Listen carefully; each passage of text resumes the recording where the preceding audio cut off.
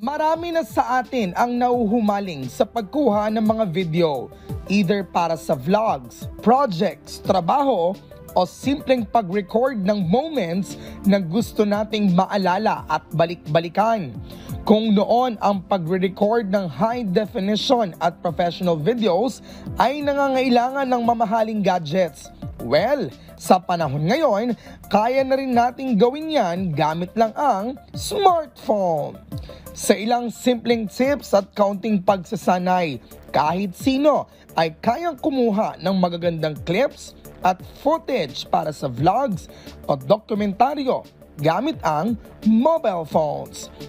Alamin natin ang ilang tips at reminders na yan dito lang sa MIL 101!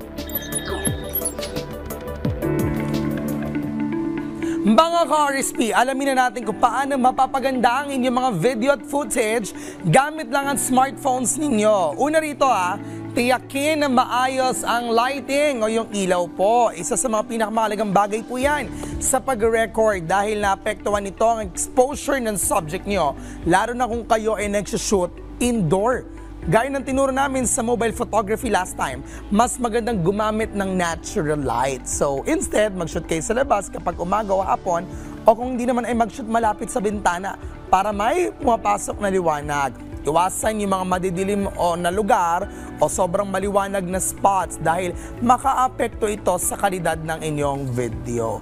Pangalawa, i-check ang stability ng mobile phone.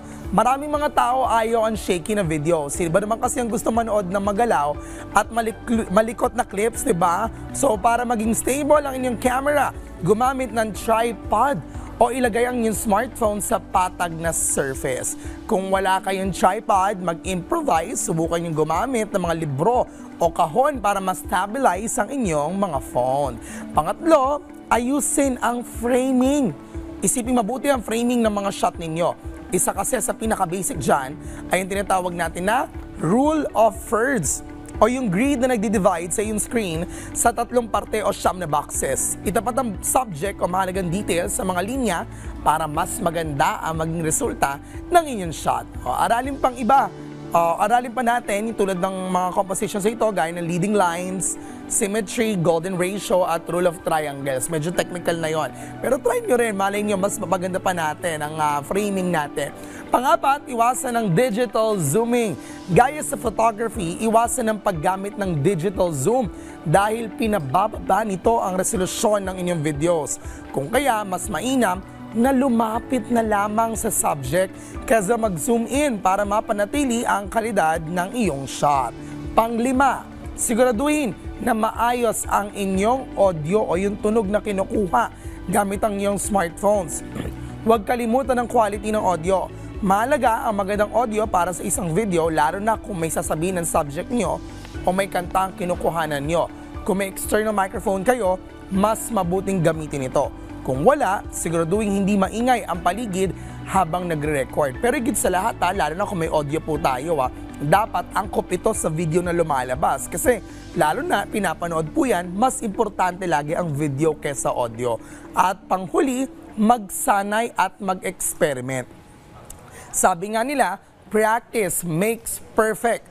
So sanayin pa at asahin ang skills natin para mas gumaling tayo. Alamin kung ano ang kailangan nyong baguhin at improve. Well, wala rin naman kasi masama sa pag-experiment.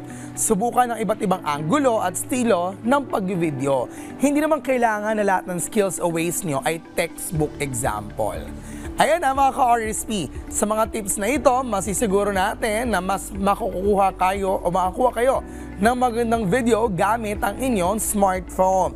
Aside sa pagiging magaling, ay maging malikhain sa inyong mga shot at mag-enjoy habang nag-record. Yan po ang ating pinag-usapan ngayong umaga dito sa MIL 101.